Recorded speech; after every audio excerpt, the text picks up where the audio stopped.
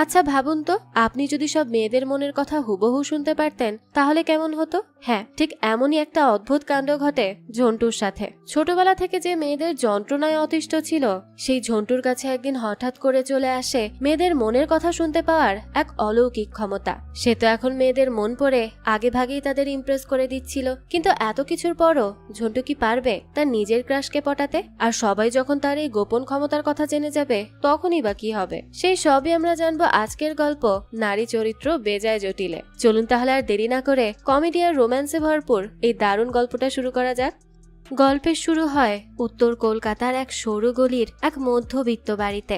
বাড়িটা আর 5টা সাধারণ মধ্যবিত্ত বাড়ির মতোই। দেয়ালের রং উঠে গেছে, প্লাস্টার খসে খসে পড়ছে, আর কলিং বেলে হাত দিলেই হালকা ইলেকট্রিক শক লাগে। এটাই ছিল ঝন্টুর বাড়ি। তো এবার চলুন আমরা ঝন্টুর জীবনের গল্প শুনে আসি।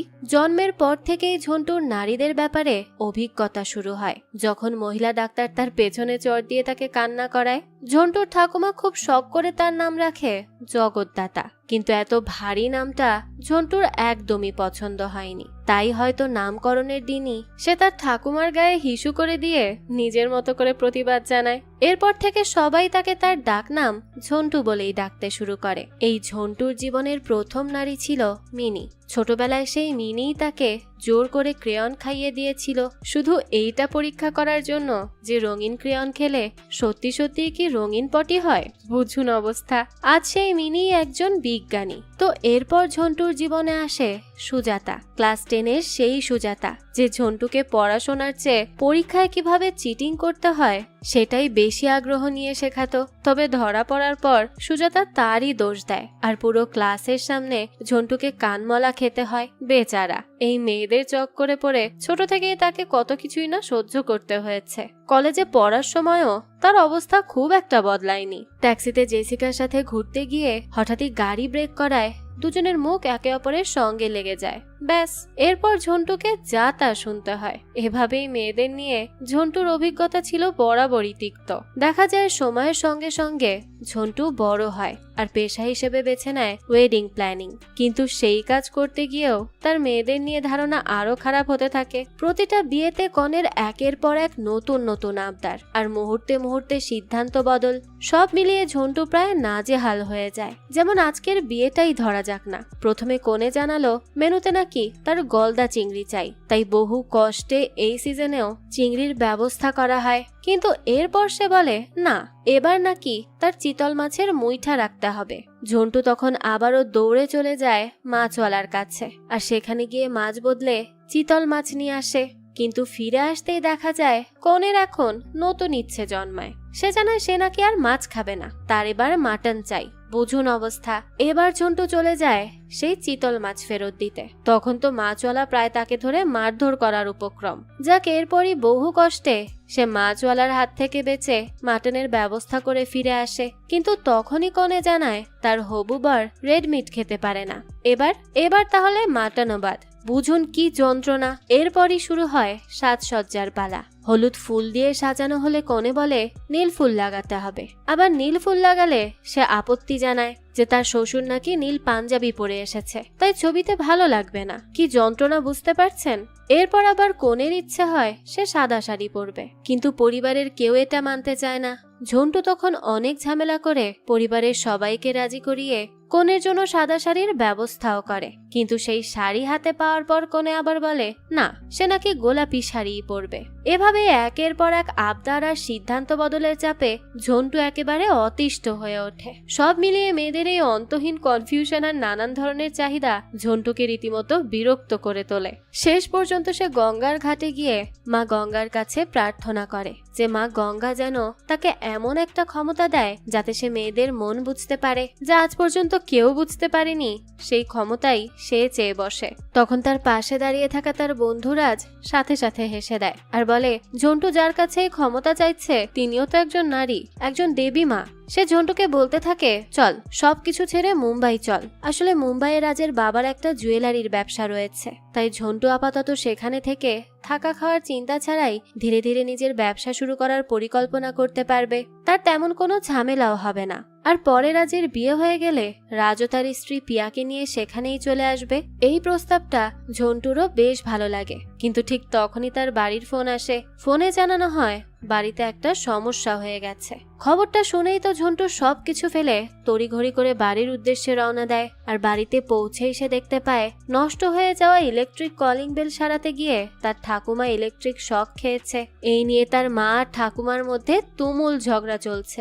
ঝন্টুর মা তো রাগে ক্ষোভে কথা বলতেই থাকে যে ইলেকট্রিশিয়ান ডাকার খরচ বাঁচাতে গিয়ে নিজেই কলিং বেল সারাতে গিয়েছিল, অথচ এত ঝামেলা না করে নতুন একটা কলিং বেল কিনে নিলেই হতো। কিন্তু কয়েকটা টাকা বাঁচানোর জন্য ঝন্টুর ঠাকুমা কখনোই সেটা করবে না। এখন বোঝো ঠেলা।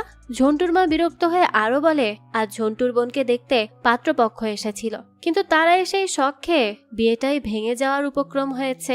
এই কথা শুনে ঝন্টু জিজ্ঞেস করে তাহলে কি বিয়েটা ভেঙে গেছে? তার বোন তখন বিরক্তির সুরে বলে এখনো ভাঙেনি। বিয়ে করার জন্য তারা এতটাই বেপরোয়া যে এখনো সিদ্ধান্ত বদলায়নি। ঝন্টুর মা সঙ্গে সঙ্গে তাকে চুপ করিয়ে দেয়। এরপর ঝন্টু নিজেই কলিং বেল সারাতে যায়। ঠিক তখনই তাদের ভাড়াটিয়া আখি সেখানে এসে হাজির হয়। আখিকে দেখে ঝন্টুর মনোযোগ এমনিতে এলোমেলো হয়ে যায়, আর সেই অন্যমনস্কতার কারণেই কলিং বেল ঠিক করতে গিয়ে সেও ইলেকট্রিক শক খেয়ে বসে। আসলে আখিকে যতবারই সে দেখে ততবারই মনে হয় যেন একবার করে শক খায়। তো আখি এসে কলিং বেলের নিচে একটা নোটিশ টাঙিয়ে দেয় যে কলিং বেল নষ্ট, অনুগ্রহ করে বেল না চেপে দরজার ঘন্টা বাজান। এরপরই সে নিজের ঘরে চলে যায়। ঝন্টু এরপর ছাদে চলে আসে। ঠিক তখনই সেখানে হাজির হয় আখির ছোট বোন এশা। এশাকে দেখেই তো ঝন্টুর মাথায় হাত, কারণ মেয়েটা সুযোগ পেলেই তাকে ঝাড়ি দিতে শুরু করে। এখন না জানি আবার সে কি বকবক শুরু করবে। আসলে সবকিছুর পেছনে একটা ঘটনা আছে। একদিন অন্ধকারে আখিকে প্রপোজ করার পরিকল্পনা করেছিল ঝন্টু, কিন্তু দুর্ভাগ্যবশত সেখানে উপস্থিত ছিল এশা। অন্ধকারে ভুল করে এশাকে প্রপোজ করে বসে সে। পরে ভুল বুঝতে পেরে আখির কাছে পৌঁছানোর জন্য সে এশার সঙ্গে প্রেমের অভিনয় করতে থাকে, কিন্তু সেই অভিনয়ই এখন তার গলার কাটা হয়ে দাঁড়িয়েছে। এশা তো প্রায়ই কোনো না কোনো অজুহাতে ঝন্টুর ঘরে চলে আসে, অকারণে ফোন করে মেসেজ দেয় আর সারাক্ষণ বিরক্ত করতে থাকে। অথচ ঝন্টুর মন পড়ে থাকে শুধু আখির দিকেই। পরে এশা যখন বুঝে যায় যে ঝন্টুর আসল পছন্দ তার বড় বোন আখি, তখন থেকে এশার সঙ্গে তার সম্পর্ক আরো তিক্ত হয়ে যায়। অন্যদিকে ঝন্টু এখনো সুযোগ খুঁজেই চলেছে যে কিভাবে আখির মন জয় করা যায় আর কিভাবে এশাকে তার পথের বাধা হওয়া থেকে আটকানো যায়। এসব ভাবতে ভাবতে হঠাৎই ঘরের ভেতর থেকে অনেক চিৎকার চেঁচামেচির শব্দ ভেসে আসে। ঝন্টু তো এই শুনেই দৌড়ে সেখানে যায় আর গিয়ে দেখে তার বোনের তাকে দেখতে আসা পাত্রপক্ষকে নিয়ে তার মায়ের সঙ্গে কথা কাটাকাটি শুরু হয়ে গেছে। আসলে তার বোন এখনো বিয়েই করতে চাইছে না। ঝন্টুর মা বলতে থাকে ছেলেটা ইঞ্জিনিয়ার, দেখতে শুনতেও ভালো, আবার গানও গায়, এমন একটা ছেলেকে বিয়ে করতে সমস্যা কোথায়? কিন্তু ঝন্টুর বোন কোনোভাবেই রাজি হয় না। তখন ঝন্টুর মা বলে এখনকার ছেলেমেয়েরা বিয়ের আগে কত কিছু দেখে, সে নিজে তো ঝন্টুর বাবাকে ঠিকমতো দেখেইনি, শুধু ঝন্টুর ঠাকুমাকে দেখেই এই বাড়িতে তার বিয়ে হয়ে গিয়েছিল। কথা শুনেই ঝন্টুর ঠাকুমা পাল্টা জবাব দেয়। মুহূর্তের মধ্যে ঠাকুমা আর ঝন্টুর মায়ের মধ্যে আবারও কথা কাটাকাটি শুরু হয়ে যায়। বোঝাই যায় এটা নিত্যদিনের ব্যাপার, এসব ঝগড়াঝাটি তাদের চলতেই থাকে। ঝন্টু তখন সবাইকে থামায় আর বলে তারা আবারও মূল আলোচনা থেকে সরে যাচ্ছে। ঝন্টুর মা ঝন্টুর জ্যাঠাকে অর্থাৎ ঝন্টুর বাবার বড় ভাইকে অনুরোধ করে যেন সে ঝন্টুর বোনকে একটু বুঝিয়ে বলে, কিন্তু ঝন্টুর বোন নিজের সিদ্ধান্তেই অনড় থাকে। ঠিক তখনই এই পারিবারিক তর্ক বিতর্কের মাঝখানে ভাড়ার টাকা দিতে সেখানে এসে হাজির হয় আখি। দেখা যায় আখি মাত্র 22 টাকা ভাড়া দেয়, কিন্তু সেই টাকার জন্য সে ঠিকমতো রসিদ কেটে নেয়। বিষয়টা নিয়ে ঝন্টুর ঠাকুমার মনে বেশ ক্ষোভ জমে। সে রাগ করে বলে সুযোগ পেলেই সেই ভাড়াটিয়াদের বাড়ি থেকে বের করে দিবে। এরই মধ্যে আখি ঝন্টুর বোনকে দেখে জিজ্ঞেস করে তার কি হয়েছে। ঝন্টুর বোন কিছু বলার আগেই তার মা সুযোগ বুঝে নিজের মেয়েকেই সরাসরি জিজ্ঞেস করে যে সে কোথাও প্রেম করছে কি। ঝন্টুর বোন তাতেও সায় দেয় না। যাই হোক, এর মধ্যে ঝন্টুদের বাড়ির কাজের মাসি আসে আর বলে তাদের পরিবারের নিশ্চয়ই কোনো দোষ লেগেছে। আখি তখন পাশে দাঁড়িয়ে সবকিছু শুনছিল। এরপর সে মজা করে বলে যে পরিবারের পুরুষরা 1 মাস নিরামিষ খেলে নাকি পাপ কেটে যায়। শেষ পর্যন্ত পরিবারের সবাই মিলে সিদ্ধান্ত নেয় 1 মাস ঝন্টুকে শুধু নিরামিষ খেতে হবে। এই সিদ্ধান্তে ঝন্টু একেবারেই ভেঙে পড়ে। আশেপাশে এত রকম খাবার থাকতে 1 মাস শুধু নিরামিষ খাওয়ার কথা ভেবেই তার মাথা ঘুরে যায়। এসব হচ্ছে মেয়েদের কারণেই। এরপরই ঝন্টু স্থানীয় কাউন্সিলর পকাইয়ের সঙ্গে দেখা করতে যায়। তখন পকাই এক ডেভেলপারের সঙ্গে গুরুত্বপূর্ণ আলোচনা করছিল। এলাকার একটা মেয়েদের স্কুল ভেঙে সেখানে বড় একটা প্রকল্প করতে চায় সেই ডেভেলপার। প্রায় 200 কোটি টাকার এই প্রকল্প বাস্তবায়নের জন্য স্কুলটি খালি করে দেওয়ার দায়িত্ব পকাইকে দেওয়া হয়। পকাই জানিয়ে দেয় সে সব ব্যবস্থা করে দিবে। এরপর ঝন্টু পকাইকে জানায় গঙ্গার উপর একটি লঞ্চে সে একটা ইভেন্ট আয়োজন করতে চায়। সেই ইভেন্টের জন্য প্রয়োজনীয় অনুমতির ব্যবস্থা করে দেওয়ার অনুরোধ করলে পকাই জানায় ঠিক আছে, বিষয়টা সে দেখে নিবে। এরপরই ঝন্টু সেখান থেকে চলে যায়। তখন পকাইয়ের এক সহকারী পকাইকে বলে কেউ যদি আখিকে রাজি করাতে পারে তাহলে সেটাই ঝন্টুই পারবে। দৃশ্য চলে যায় সেই মেয়েদের স্কুলে। এই স্কুলেই শিক্ষকতা করে আখি। স্কুল তুলে দেওয়ার সিদ্ধান্তের বিরুদ্ধে কারো প্রতিবাদ করার কোনো সাহস নেই, তাই একে একে সবাই পদত্যাগপত্র জমা দিয়ে চলে যেতে থাকে। আখিও একটা খাম নিয়ে হেডমিস্ট্রেসের কক্ষে আসে। সেখানে ঢুকেই সে দেখে পকাই বসে আছে। পকাই বলতে থাকে মেয়েদের স্কুল রেখে কোনো লাভ নেই, মেয়েরা এত পড়াশোনা করেই বা কি করবে, শেষ পর্যন্ত তো তাদের সংসারই করতে হবে।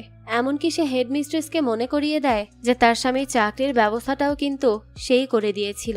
ঠিক তখনই আখি ওই ঘরে ঢোকে। আখিকে দেখে পকাই বলে এই তাহলে আখি ম্যাডাম, যাকে এই স্কুলের সবচেয়ে জনপ্রিয় শিক্ষিকা বলা হয়। তখন আখি তার হাতে থাকা চিঠিটা দেখিয়ে জানায় স্কুলে চলা সব অনিয়মের বিরুদ্ধে সে শিক্ষা মন্ত্রণালয়ে অভিযোগ জানিয়ে চিঠি লিখেছে।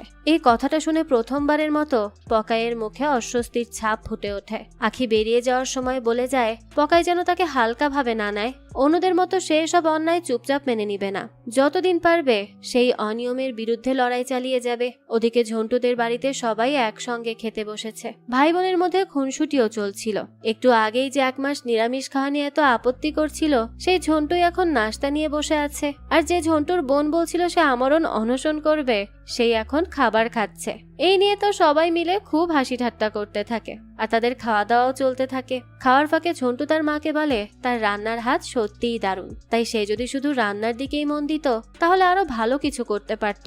কখনো সেলাই, কখনো গান, আবার কখনো রান্না। এভাবে একসঙ্গে এত কিছু করার বদলে একটা বিষয়েই মনোযোগ দেওয়া উচিত তার। ঝন্টুর মা তখন জবাব দেয় তার সবকিছুই করতে ভালো লাগে। তখন ঝন্টু বলে আসলে এটাই তার মায়ের সমস্যা, সবকিছু একসঙ্গে করতে গিয়ে কোনো একটাতেই পুরোপুরি মন দেওয়া হয় না। জীবনে এগোতে হলে একটা কাজ বেছে নিয়ে সেটাতেই মনোযোগ দেওয়া দরকার, না হয় কিছুই হওয়া যায় না। এই কথাটা শুনে ঝন্টুর মায়ের মুখটা হঠাৎই একটু মলিন হয়ে যায়, কারণ কথাগুলো যেন কোথাও গিয়ে তাকে ভীষণ ভাবে নাড়া দেয়। ওদিকে ঝন্টুর তখন আর এক সমস্যা, তার এক কনের লেহেঙ্গা ফিট হচ্ছে না। এই নিয়ে তো কান্নাকাটি লেগে যায়। কনে 2 কেজি ওজন বাড়িয়েছে, আর ডিজাইনার লেহেঙ্গা যেহেতু তা যেমন তেমন ভাবে ফিক্স করা যাবে না। আর এই সব কিছু মিলিয়ে একেবারে পিতিকিচ্ছিরি অবস্থা। ঝন্টু এবার কি করবে বুঝতে পারে না। তখন সে তার এক পরিচিত টেইলারের সাথে কথা বলে কোনো একটা ব্যবস্থা করে দেয়। কিন্তু এরপরই আসে আর এক দুঃসংবাদ, অনুষ্ঠানের জন্য গায়ক পাওয়া যাচ্ছে না। ওদিকে ঝন্টুর মাকে দেখা যায় সে গুনগুন করে গান গাইছে আর পরম মমতায় মৃত স্বামীর ছবি মুছে দিচ্ছে, একই সাথে টুকটাক গল্পও করছে। সামনে থাকলে সে যেমনটা বলতো সেরকমটাই আর কি। যেমন তার ছেলে মেয়েরা এখন বড় হয়ে গেছে, তারা অনেক স্মার্ট হয়েছে, নিজের ভালোটা নিজেরা খুব ভালোভাবেই বোঝে। তারা জীবনে কি করতে চায় তা খুব ভালো করেই জানে। তবে সে নিজে অতটা স্মার্ট না।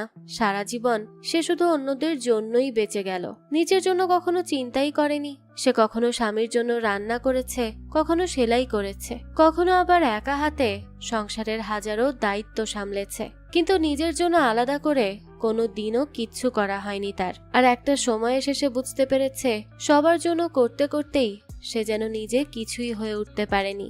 এই সব কথা বলেই সে আফসোস করতে থাকে।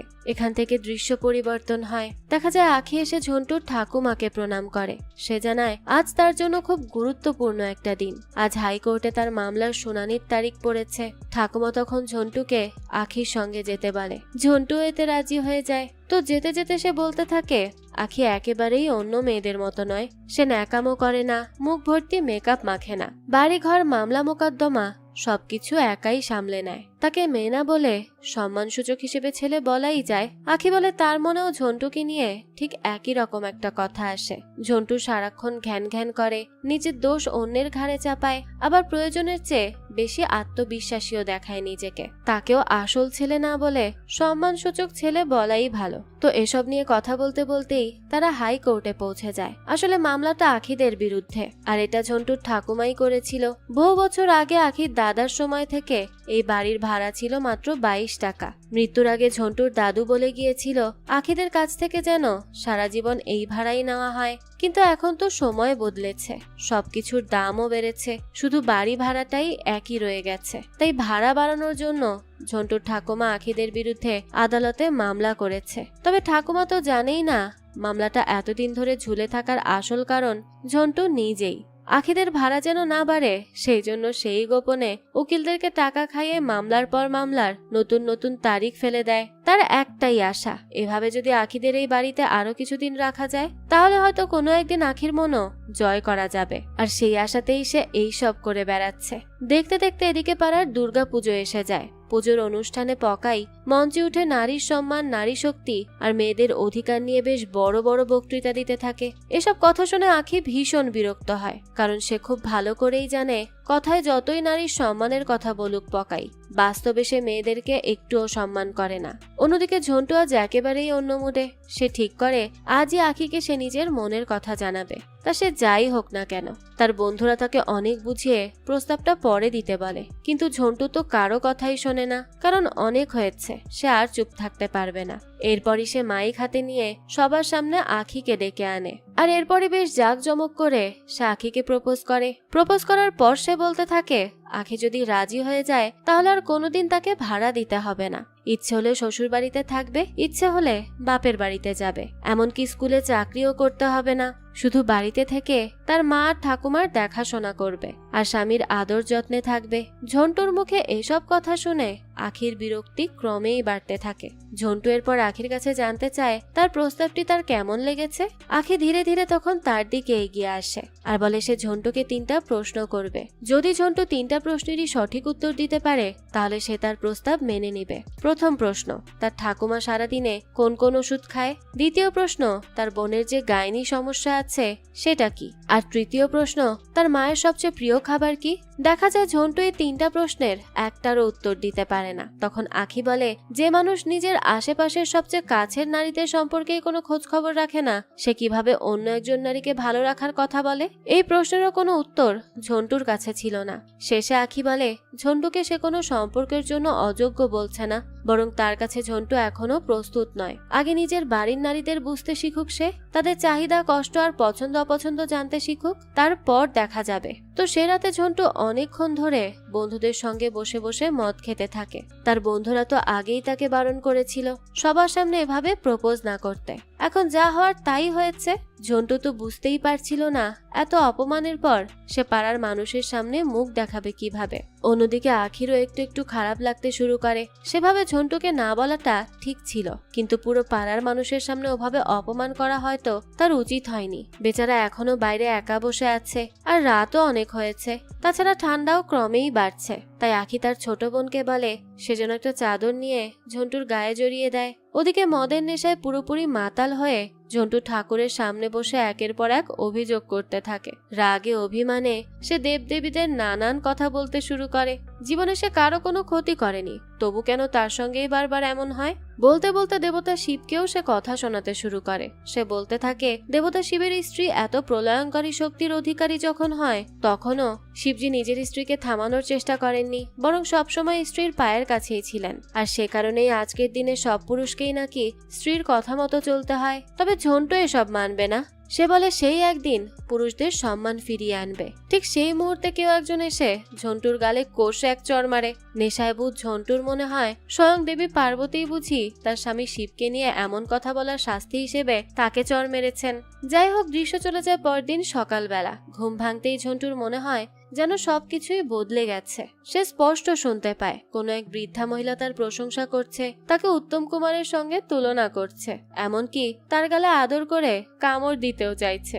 অবাক হয়ে ঝন্টু বারান্দায় গিয়ে দেখে সামনের বাড়ির এক বৃদ্ধা মহিলা তার দিকে তাকিয়েই দাঁড়িয়ে আছে। তখন ঝন্টুর মনে একটাই প্রশ্ন জাগে যে সে কি সত্যি ওই মহিলার মনের কথা শুনতে পারছে, নাকি আগের রাতের নেশার ঘোর এখনো পুরোপুরি কাটেনি। ফ্রেশ হয়ে এসে ঝন্টু নাস্তার টেবিলে বসতেই দেখতে পায় তার বোন সেখানে এসেছে।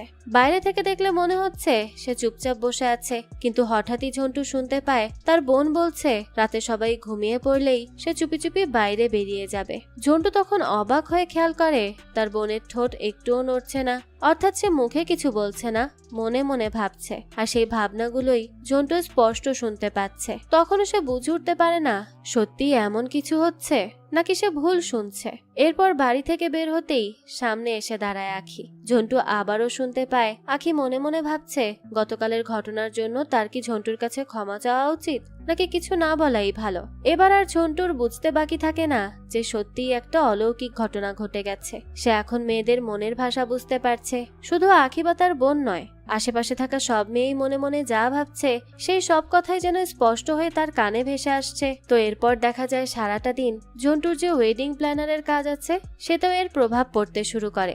এক ক্লায়েন্টের বাড়িতে বিয়ের আগে সঙ্গীত অনুষ্ঠানে কি কি গান হবে সেটা নিয়ে আলোচনা চলছিল। কনের মা তখন মনে মনে ভাবতে থাকে রবীন্দ্রসঙ্গীত হলে ভালো হয়। ঝন্টু তখন হঠাৎ করেই ঠিক সেই প্রস্তাবটা দিয়ে বসে। এরপর কনের এক চাচি মনে মনে যেই গানটা গুনগুন করছিল সেটার নামও সে বলে দেয়। এমনকি কনের ঠাকুমা মনে মনে ভাবছিল কীর্তন হলে আরো ভালো হতো। তো মুহূর্তের মধ্যেই ঝন্টু কীর্তনও গাইতে শুরু করে। তখন সেখানে উপস্থিত সবাই অবাক হয়ে যায়। ঝন্টুর বন্ধু রাজ তখন বুঝতে পারে আজ তার মধ্যে নিশ্চয়ই কিছু একটা অদ্ভুত পরিবর্তন হয়েছে। তারা তখন তাকে একপাশে নিয়ে যায় আর তার কাছে জানতে চায় আসল ব্যাপারটা কি। ঝন্টু তখন রাজকে মনে মনে তাকে গালমন্দ করতে বলে। রাজ মনে মনে তাকে যতই গালি দিক না কেন ঝন্টু তো কিছুই শুনতে পায় না। তখনই সে বুঝে যায় সে শুধু মেয়েদের মনের কথাই শুনতে পারছে। তো সেদিন রাতে ঝন্টু আগে থেকেই পাহারা দিয়ে বসেছিল, কারণ সে জানতো তার বোন সবাই ঘুমিয়ে পড়ার পর বাড়ি থেকে পালিয়ে যাবে। ফলে বের হওয়ার আগেই তার বোন ধরা পড়ে যায় আর তার পুরো পরিকল্পনাটাই ভেস্তে যায়। এরপর নিজের ঘরে ফিরতে গিয়েই ঝন্টু শুনতে পায় যে আখি মনে মনে গুনগুন করে একটা গান গাইছে। কিছুক্ষণ পর আখি মনে মনে তন্ময় নামে একজনকে জন্মদিনের শুভেচ্ছা জানায়। সেই সঙ্গে সে বলে তন্ময়কে সে অনেক ভালোবাসে, কিন্তু এখন তন্ময় কোথায় আছে সেটা আমাদের বলা হয় না। আখির মনে অন্য একজনের জন্য এত ভালোবাসা রয়েছে এটা বুঝতেই ঝন্টুর ভীষণ মেজাজ খারাপ হয়। রাগ আর হতাশায় সে বাড়ি থেকে বেরিয়ে পড়ে। বাড়ির বাইরে গিয়ে ঠান্ডা মাথায় সবকিছু ভাবতে ভাবতেই ঝন্টুর মাথা ঠান্ডা হয়ে যায়। তার মনে হয় সে যেন আর সাধারণ মানুষ নেই, তার মধ্যে এক অসাধারণ ক্ষমতা চলে এসেছে। মেয়েদের মনের কথা বুঝতে পারা কোনো সাধারণ ক্ষমতা নয়, নিজের কাছে সে যেন এক মহামানবে পরিণত হয়েছে। সে এতটাই উত্তেজিত ছিল যে উত্তেজনায় সে সঙ্গে সঙ্গেই রাজের কাছে গিয়ে সবকিছু খুলে বলে। কিন্তু রাজ প্রথমে কিছুতেই বিশ্বাস করতে পারে না। সে বারবার জানতে চায় আগের রাতে ঝন্টু কি খেয়েছিল, নাকি নেশার ঘোর এখনো কাটেনি। কিন্তু ঝন্টু তখন অন্য জগতে। সে বলতে থাকে এই ক্ষমতা দিয়ে সে চাইলে বড় বড় মানুষদেরও হার মানিয়ে দিতে পারবে, এমনকি রাজ্যের মুখ্যমন্ত্রীর মনেও কি চলছে সেটাও সে বুঝে ফেলতে পারবে। রাজ তখন তাকে একটু শান্ত করে আর বলে এত বড় বড় কথা বলার আগে আশেপাশের মানুষদের উপর ক্ষমতাটা পরীক্ষা করে দেখা উচিত তার। দৃশ্য চলে যায় পরদিন, আর সেদিন থেকেই ঝন্টুর পরীক্ষা নিরীক্ষা শুরু হয়ে যায়। সে আশেপাশের মেয়েদের মনের কথা শুনে সেগুলো সত্যি কিনা মিলিয়ে দেখতে থাকে। ধীরে ধীরে সে নিশ্চিত হয়ে যায় তার ক্ষমতা সত্যিই কাজ করছে। এই ক্ষমতার সবচেয়ে বেশি সুবিধা হয় তার ওয়েডিং প্ল্যানিং এর কাজে। মেয়ে ক্লায়েন্টরা কি চাইছে সেটা তারা মুখে বলার আগেই ঝন্টু বুঝে ফেলে, তাই আগে ভাগেই সব ব্যবস্থা করে রাখে। এখন তাকে আর আগের মতো নাকানি চুবানি খেতে হয় না। এতে ক্লায়েন্টরাও ভীষণ খুশি হয় আর তার কাজের সুনামও দ্রুত ছড়িয়ে পড়ে। এমনকি আখি যখন মনে মনে কোনো গান গুনগুন করে ঝন্টু সেটাই গেয়ে ওঠে। কিন্তু এত কিছু করেও আখির মন সে গলাতে পারে না। এরপর একদিন ঝন্টু পকাইয়ের অফিসে যায়। সেখানে পকাই এক মহিলা কনস্ট্রাকশন ডিলারের সঙ্গে বড় একটা চুক্তি নিয়ে আলোচনা করছিল। মহিলা 5 কোটি টাকার প্রস্তাব দেয় আর পকাইও প্রায় রাজি হয়ে যাচ্ছিল। ঠিক তখনই ঝন্টু মহিলার মনের কথা শুনতে পায়। মহিলা মনে মনে ভাবছিল দরকার হলে সে 7 কোটি টাকা পর্যন্ত দিতে রাজি, কারণ এই চুক্তি না হলে তার চাকরিই চলে যাবে। ঝন্টু তখন পকাইকে আলাদা করে ডাকে আর বলে 5 কোটিতে রাজি না হয়ে 7 কোটি টাকা চাইতে। প্রথমে পকাই একটু দ্বিধায় পড়ে যায়, কিন্তু পরে ঝন্টুর কথা মতো সে 7 কোটি টাকাই দাবি করে। শেষ পর্যন্ত দেখা যায় ওই মহিলাও প্রস্তাবে রাজি হয়ে যায়, কারণ সে তো আগেই 7 কোটি টাকা দিতে চেয়েছিল। আর এতে করে দেখা যায় পকাইয়েরও বিরাট লাভ হয়। সে তো ভীষণ খুশি হয়। আর ওই মহিলাকে বলে মুম্বাইয়ে ঝন্টুর জন্য একটা অফিসের ব্যবস্থাও করে দিতে। আসলে পকাইয়ের মাথায় অন্য পরিকল্পনা চলছিল। সে চাইছিল ঝন্টু যেন আখিকে বিয়ে করে মুম্বাইয়ে চলে যায়, তাহলে আখিও আর এই এলাকায় থাকবে না, আর তার জন্য কোনো সমস্যাও তৈরি করতে পারবে না। যাই হোক, ঝন্টুর বুদ্ধিতে 1 লাফে 2 কোটি টাকা বেশি পাওয়ায় পকাই তার উপর ভীষণ খুশি হয়ে যায়। ওদিকে আখি মনে মনে ভাবছিল পকাই নিশ্চয়ই নতুন কোনো পরিকল্পনা করছে। এদিকে হেডমিস্ট্রেসও চাকরি ছেড়ে দিতে চলেছে। একে একে আরো অনেক শিক্ষক পদত্যাগ করছে, কিন্তু স্কুলটাকে বাঁচানোর জন্য কেউই লড়াই করতে চাইছে না। এইভাবে চলতে থাকলে হয়তো শেষ পর্যন্ত এই স্কুলটাই বন্ধ হয়ে যাবে। এসব নিয়ে আখি ভীষণ চিন্তায় পড়ে যায়। সে কি করবে না করবে কিছুই ভেবে পাচ্ছিল না। ঠিক তখনই সেখানে ঝন্টু আর রাজ এসে পৌঁছায়। রাজ এসেছিল নিজের বিয়ের কার্ড দিতে, আর ঝন্টু তখন বেশ গর্ব করেই জানায় বিয়ের সব আয়োজন সেই করছে। এই সময়ে বাইরের ঘরে হঠাৎই হইচই পড়ে যায়। জানা যায় ঝন্টুর ঠাকুমার 60,000 টাকা চুরি হয়ে গেছে।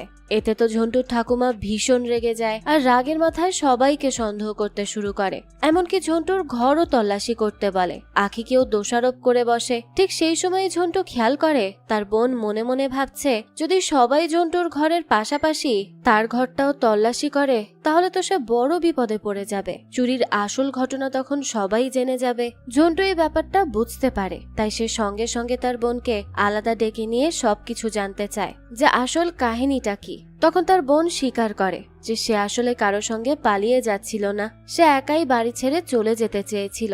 একটা বিশ্ববিদ্যালয়ে ভর্তি হওয়ার ইচ্ছা ছিল তার, কিন্তু সেই ভর্তি হওয়ার টাকা তার কাছে ছিল না, তাই বাধ্য হয়ে ঠাকুমার ঘর থেকে টাকাটা নিয়েছিল সে। এছাড়া সে আর কোনো উপায় খুঁজে পায়নি। এই সবকিছু শুনে ঝন্টু জানায় এই চুরির কথা সে কাউকে বলবে না, তবে এর বদলে তার বোনকে আর একবার ঠাকুমার ঘর থেকে একটা জিনিস চুরি করতে হবে। কিন্তু কি চুরি করতে হবে সেটা সময় হলে সে নিজেই জানিয়ে দিবে। এরপর দেখা যায় ঝন্টু পকাইয়ের বাড়িতে আসে। সেখানে পকাই আর তার স্ত্রীর মধ্যে তুমুল ঝগড়া চলছে। কেউ কাউকে ছেড়ে কথা বলছে না। তাদের ঝগড়া এতটাই বেড়ে যায় যে এক পর্যায়ে পকাইয়ের স্ত্রী রাগ করে বাড়ি ছেড়ে চলে যাওয়ার হুমকি দেয়। এমনকি বিয়ের সময় তার বাবার দেওয়া সব জিনিসও সে ফেরত নিয়ে যাওয়ার কথা বলছিল। ঝন্টু তখন পাশে দাঁড়িয়ে পকাইয়ের স্ত্রীর মনের কথা শুনতে থাকে, আর এটা শুনেই সে বুঝে যায় সেদিন আসলে পকাইদের বিবাহ বার্ষিকী ছিল, কিন্তু পকাই তো সেটা পুরোপুরি ভুলে গেছে, আর সেই কারণেই তার স্ত্রী এতটা রেগে আছে। এই ব্যাপারটা বুঝতে পেরেই ঝন্টু দ্রুত একটা ফুলের তোড়া কিনে নিয়ে আসে। তারপর পকাইয়ের স্ত্রীর হাতে দিয়ে বলে এটা পকাই তার জন্য আনিয়েছে। আর এই ফুলের তোড়া দেখে তো মুহূর্তেই পকাইয়ের স্ত্রীর রাগ অনেকটা কমে যায়, তাই সে আর কোনো ঝামেলাই করে না। দেখা যায় কোনো ঝামেলা ছাড়াই পরিস্থিতি সামলে যাওয়ায় পকাই আবারও ঝন্টুর উপর ভীষণ খুশি হয়ে যায়, আর নিজেও একটু হাফ ছেড়ে বাঁচে, নাহলে তো আজই তার সংসার ভেঙে যাচ্ছিল। যাক, এরপর সবাই চলে যায় রাজের বিয়ের সঙ্গীতের অনুষ্ঠানে। সেখানে আখি, ঝন্টু তাদের পরিবারের সবাই মিলে বেশ নাচ গান করে, আড্ডা দেয় আর জমিয়ে খাওয়া দাওয়া করে। এক কথায় বলতে গেলে এই অনুষ্ঠানে সবাই দারুণ আনন্দ করে। দেখতে দেখতে রাত বাড়তে থাকে, আর রাত বাড়ার সঙ্গে সঙ্গে অনুষ্ঠানও জমে ওঠে। তবে সেখান থেকে ফেরার সময় গাড়িতে প্রায় সবাই ঘুমিয়ে পড়েছিল। সেখানে শুধু আখিই জেগেছিল। সে মনে মনে ভাবছিল আজকের দিনটা সত্যিই খুব ভালো কেটেছে, তবে যদি ফেরার আগে একটু লং ড্রাইভে যাওয়া যেত তাহলে দিনটা আরো সুন্দর হয়ে যেত। আর ঝন্টু তো সব মেয়েদের মনের কথা শুনতে পেত, তাই সে আখির সেই মনের কথাও শুনে নেয়, আর সাথে সাথে গাড়ির রাস্তা বদলে লং ড্রাইভে বেরিয়ে পড়ে।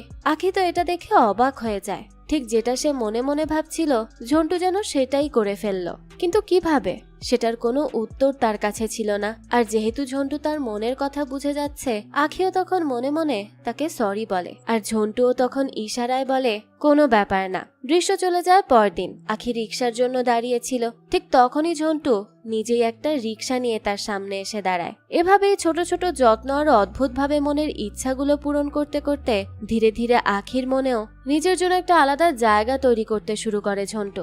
আখি ধীরে ধীরে ভাবতে শুরু করে ঝন্টু তার এত খেয়াল রাখছে, তার পছন্দ অপছন্দের এত গুরুত্ব দিচ্ছে, তাহলে হয়তো সত্যিই সে বদলে গেছে। অন্যদিকে রাজ ঝন্টুকে বোঝায় এভাবে মানুষের মনের কথা জেনে তাদের ম্যানিপুলেট করা ঠিক হচ্ছে না, কিন্তু ঝন্টু নিজের সিদ্ধান্তেই অটল থাকে। তার বিশ্বাস এই ক্ষমতা ব্যবহার করেই সে একদিন আখির মন জয় করতে পারবে। সে মনে মনে ভাবে তন্ময় যেমন প্রতিদিন আখিকে চকলেট দিত, সেও ঠিক তেমনই করবে। আখি যা যা পছন্দ করে সবকিছু আগে ভাগেই জেনে সেই অনুযায়ী চলবে, আর এভাবেই একদিন না একদিন আখি নিশ্চয়ই তাকে ভালোবাসবে। তাই সে এই কাজ চালিয়েই যাবে। এরপর রাত ঝন্টুকে জিজ্ঞেস করে, তো তার মুম্বাই যাওয়ার পরিকল্পনার কি হলো? ঝন্টু জানায় সে আগে টাকার ব্যবস্থা করবে। সে তার ঠাকুমাকে বোঝাবে যে এখন ব্যাংকে টাকা রাখা নিরাপদ নয়, তাই সব টাকা বাড়িতে এনে রাখতে। এরপর সুযোগ বুঝে সে সেই টাকা চুরি করাবে, আর সেই চুরির কাজ করবে তার নিজেরই বোন। যাক, এরপরই ঝন্টু বাড়ি ফিরে আসে আর পরিকল্পনা মতো ঠাকুমাকে বলতে শুরু করে যে ইদানিং ব্যাংকে নানান রকম সমস্যা হচ্ছে, তাই তার টাকা সে যেন ব্যাংকে না রেখে বাড়িতে এনে রাখে, সেটাই তার জন্য ভালো হবে। ঠাকুমাও তখন তার কথায় রাজি হয়ে যায়। এসব কথা শুনে ঝন্টুর মা মনে মনে ভাবতে থাকে, হঠাৎ করে তার ছেলে টাকার ব্যাপারে এত চিন্তা করছে কেন? সে কি কোনো বড় কিছুর জন্য টাকা জোগাড় করতে চাইছে? অথচ ছেলের ভবিষ্যতের কথা ভেবেই তো সে নিজে অনেক দিন ধরে আলাদা করে টাকা জমিয়ে রাখছে। মায়ের মনের এই কথাগুলো শুনেই ঝন্টুর ভীষণ খারাপ লাগে। তখনই সে বুঝতে পারে মায়েরা কোনো অলৌকিক ক্ষমতা ছাড়াই সন্তানের মনের কথা অনেক সময় ঠিকই বুঝে ফেলতে পারে। এরপরই ঝন্টু আখির সঙ্গে কথা বলতে যায়, কিন্তু দরজা খুলে এসা জানায় আখি তো বাড়িতে নেই। স্কুলের সমস্যা নিয়ে সে ভীষণ চিন্তায় আছে, তাই সেই কাজেই বাইরে গেছে। এসার পর ঝন্টুকে একটু কড়া গলাতেই সতর্ক করে দেয় যে ঝন্টু তার অনুভূতি নিয়ে যেমন খেলেছে, তার বড় বোনের সঙ্গেও যদি সে তেমন কিছু করার চেষ্টা করে তাহলে সে তাকে কোনোভাবেই ছাড়বে না। ঝন্টু তখন বলতে থাকে সেদিন সবই ভুলবশত হয়েছিল। সে আসলে আখিকে প্রপোজ করতে গিয়েছিল, কিন্তু ভুল করে তখন এশাকে প্রপোজ করে ফেলেছিল। এরপর সে আর মানাও করতে পারেনি। আসলে আখি ছোটবেলা থেকেই ঝন্টুকে চিনত। ঝন্টুকে যখন জোর করে ক্রেয়ন খাওয়ানো হয়েছিল তখন আখি তাকে বাঁচিয়েছিল, কিন্তু একটু বড় হওয়ার পর ঝন্টুই একদিন আখিকে জিজ্ঞেস করে সে কি তার সঙ্গে কিসকিস খেলবে। এই কথা শুনেই তো আখি প্রচন্ড রেগে যায়, আর সে সঙ্গে সঙ্গে নিজের মাকে ডেকে আনে। আর এরপর ঝন্টুকে বেশ ভালোই মার খেতে হয়। সেই ঘটনার পর থেকেই আখি আর ঝন্টুকে একদমই পছন্দ করে না, সব সময় তার থেকে দূরে দূরে থাকার চেষ্টা করে। যাক, এখান থেকে দৃশ্য চলে যায় পরের দিন। পকাই ঝন্টুকে ডেকে বলে স্কুলে একটা ভোজ অনুষ্ঠানের আয়োজন করতে। ঝন্টুও তখন সেই দায়িত্ব নিয়ে স্কুলে খোঁজ নিতে যায়। রান্না বান্নার জন্য সিলিন্ডার আর অন্যান্য জিনিস রেখে আসতে গিয়ে সে মেয়েদের মনের কথা শুনতে শুনতে হঠাৎ আখির মনের কথা জানতে পারে। সেদিন ছিল তন্ময়ের মৃত্যুবার্ষিকী। আসলে তন্ময় অনেক আগেই মারা গেছে। এই কথা জানার পর ঝন্টু নিজের উদ্যোগেই তন্ময়ের স্মরণে একটা ছোট্ট মৃত্যুবার্ষিকীর অনুষ্ঠানের আয়োজন করে। এই বিষয়টা দেখে তো তার বাড়ির সবাই খুবই অবাক হয়ে যায়। কেউই বুঝতে পারে না যে ছেলেটাকে কেউ কোনোদিন দেখেওনি, তার জন্য এত কিছু সে কেন করছে। এমনকি নিজের ঠাকুরদার জন্যও তো সে কখনো এভাবে কোনো স্মরণ সভা করেনি।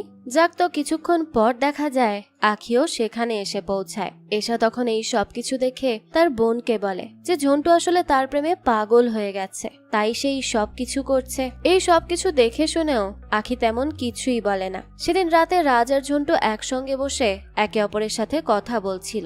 রাজ তখন তাকে আবারও বোঝায় যে মানুষের মনের কথা জেনে তাদের জীবনকে প্রভাবিত করাটা তার এখন বন্ধ করা উচিত। কিন্তু ঝন্টু জানিয়ে দেয় না, সে এটা কখনোই বন্ধ করবে না, কারণ তার এই ক্ষমতার জন্যই সে আখির এতটা কাছে পৌঁছাতে পেরেছে। নাহলে তো সে কখনোই তার এত কাছে যেতেই পারতো না। তো তারা যখন এসব কথা বলছিল তখন তাদের অজান্তেই পেছন থেকে পুরো কথোপকথন শুনে ফেলে আখি। আর এরপরই সে তাদের সামনে চলে আসে। এরপর সে ঝন্টুকে বলতে থাকে সে মানুষের মনের কথা কতটা বুঝতে পারে সেটা সে জানে না, কিন্তু মানুষের অনুভূতি নিয়ে সে যে খেলতে শুরু করেছে সেটা খুব ভালো করেই সে বুঝতে পারছে।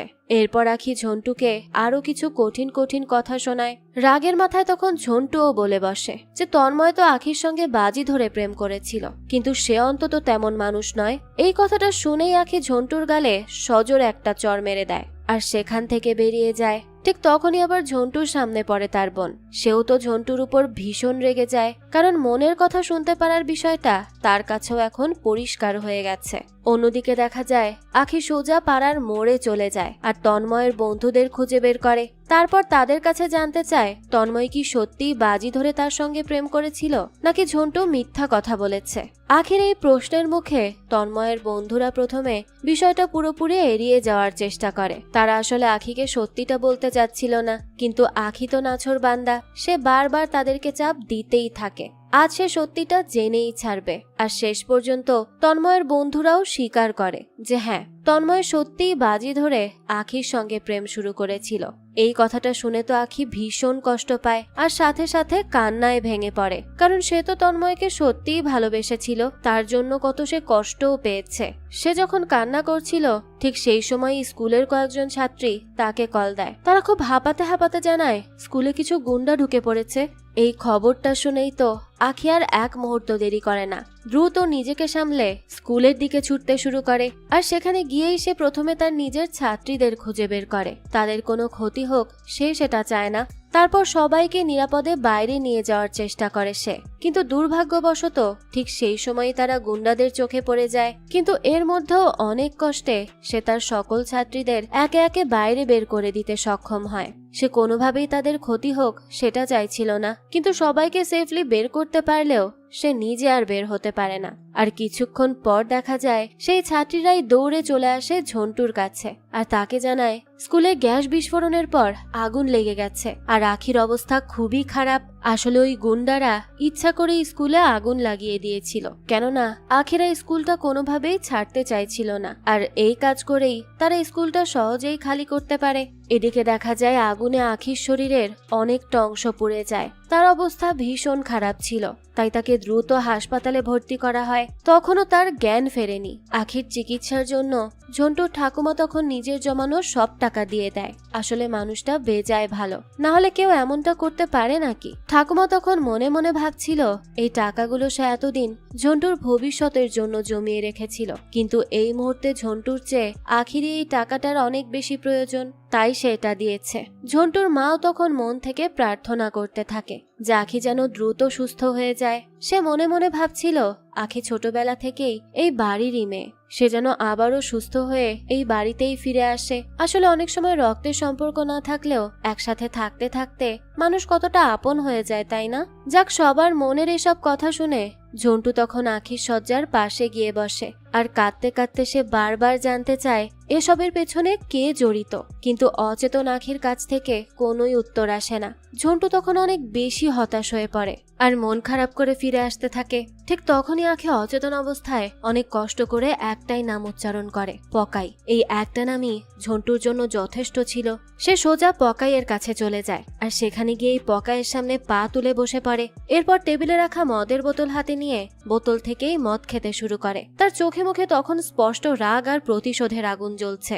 ঝন্টু পকাইকে জিজ্ঞেস করে গুন্ডাগুলোকে কোথায় লুকিয়ে রাখা হয়েছে। পকাই সরাসরি সব অস্বীকার করে। ঠিক তখনই সেখানে এসে পৌঁছায় পকাইয়ের স্ত্রী। সে মনে মনে ভাবতে থাকে গুন্ডাগুলোকে তো তাদের বাংলোতেই লুকিয়ে রাখা হয়েছে। কথাটা শুনেই ঝন্টু সব বুঝে যায়। এক মুহূর্ত দেরি না করে সে একটা মদের বোতল ভেঙে পকাইয়ের গলায় ঠাকায়। তারপর তাকে টানতে টানতে স্কুলের মাঠে নিয়ে আসে। সেখানে তখন মিডিয়া, পুলিশ আর এলাকার অসংখ্য মানুষ জড়ো হয়েছে। সবার সামনে দাঁড়িয়েও পকাই বুক ফুলিয়ে বলে তার বিরুদ্ধে কোনো প্রমাণ নেই, শুধু অভিযোগ করলেই তাকে গ্রেফতার করা যাবে না। ঠিক তখনই রাজ আর পাড়ার অন্য ছেলেরা টেনে হিচড়ে সেই গুন্ডাগুলোকে সেখানে নিয়ে আসে। তবুও পকাই দম্ভের সঙ্গে বলে কয়েকজন গুন্ডার কথায় পুলিশ তার মতো একজন প্রভাবশালী মানুষকে কখনোই ধরবে না। এরপর সে সেখানে উপস্থিত মহিলা পুলিশ কর্মকর্তাদেরও অনেক অপমান করতে শুরু করে। সেই সময় ঝন্টু মহিলা পুলিশ কর্মকর্তার মনের কথা শুনতে পায়। সে মনে মনে ভাবছিল মিডিয়া সামনে না থাকলে এতক্ষণে পকাইকে ভালোভাবেই শিক্ষা দিত সে। এটা বুঝেই ঝন্টু সাংবাদিকদের ক্যামেরা কিছুক্ষণের জন্য বন্ধ করে দেয়, কিন্তু পকাই উল্টো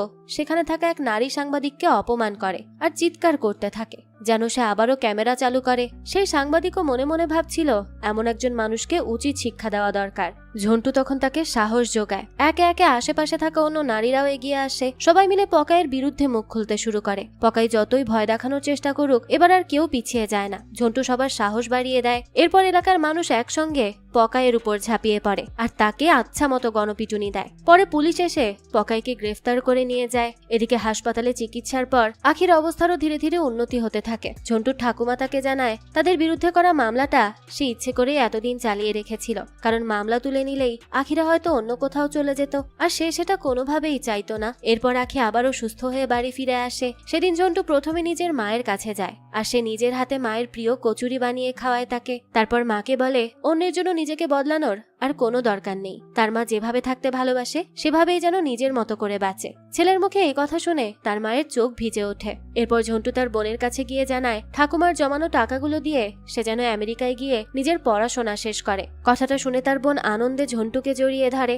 তারপর ঝন্টু ঠাকুমার কাছে গিয়ে বলে আর কষ্ট করে তার জন্য তাকে টাকা জমাতে হবে না। সে জানে ঠাকুমা এতদিন শুধু তার ভবিষ্যতের কথা ভেবেই টাকা জমিয়েছে, কিন্তু সে আর মুম্বাই যাবে না। সে নিজের মানুষদের ছেড়ে কোথাও যেতে চায় না। সবশেষে ঝন্টু যায় আখির কাছে। আখি তখন মনে মনে তাকে জিজ্ঞেস করে সে কি এখনো মেয়েদের মনের কথা বুঝতে পারে। ঝন্টু তখন হেসে মাথা নাড়িয়ে জানায় হ্যাঁ সে পারে। এরপর আখি মনে মনে আরেকটা প্রশ্ন করে। সে জানতে চায় ঝন্টু কি এখনো তার সঙ্গে কিসকিস খেলতে চায়। প্রথমে ঝন্টু এই কথা শুনে অবাক হয়ে যায় আর আখির দিকে তাকিয়ে থাকে, আর পর মুহূর্তেই আনন্দে আত্মহারা হয়ে নাচতে শুরু করে। এখান থেকে দৃশ্য পরিবর্তন হয়। ঝন্টু চলে যায় দেবীর ছবির সামনে, আর তার সামনে দাঁড়িয়ে সে বলতে থাকে এই পৃথিবীর সবচেয়ে সহজ সরল আর সবচেয়ে ভালো জাতি হলো নারীরা। ঠিক তখনই হঠাৎ কেউ একজন এসে তার গালে কষে একটা চড় মারে।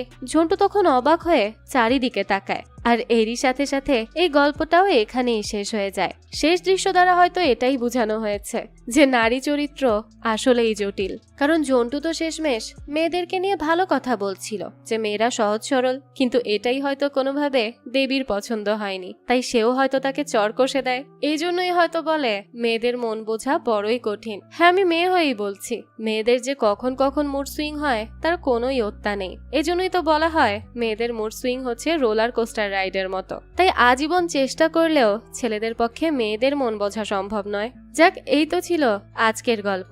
এই গল্পটা আপনাদের কাছে কেমন লেগেছে সেটা অবশ্যই আমাদেরকে কমেন্ট করে জানাবেন। যদি এতটুকুও ভালো লেগে থাকে তাহলে একটি লাইক দিয়ে যাবেন। আর হ্যাঁ, আমাদের এই চ্যানেলে কিন্তু প্রতিনিয়তই নতুন নতুন ভিডিও আপলোড করা হয়। সেই সব ভিডিওর আপডেট পেতে আমাদের চ্যানেলটিকে সাবস্ক্রাইব করে বেল আইকনে অল দিয়ে রাখতে কিন্তু ভুলবেন না। আর একটা কথা, আমাদের সকল ভিডিওর আপডেট পেতে জয়েন করতে পারেন আমাদের হোয়াটসঅ্যাপ চ্যানেলে, লিংক ডেসক্রিপশন বক্সেই দেয়া আছে। আজকে তাহলে এই পর্যন্তই, আবারও হাজির হব নতুন কোনো ভিডিও নিয়ে। সেই পর্যন্ত সবাই ভালো থাকবেন আর আমাদের চ্যানেলের সাথেই থাকবেন। ধন্যবাদ।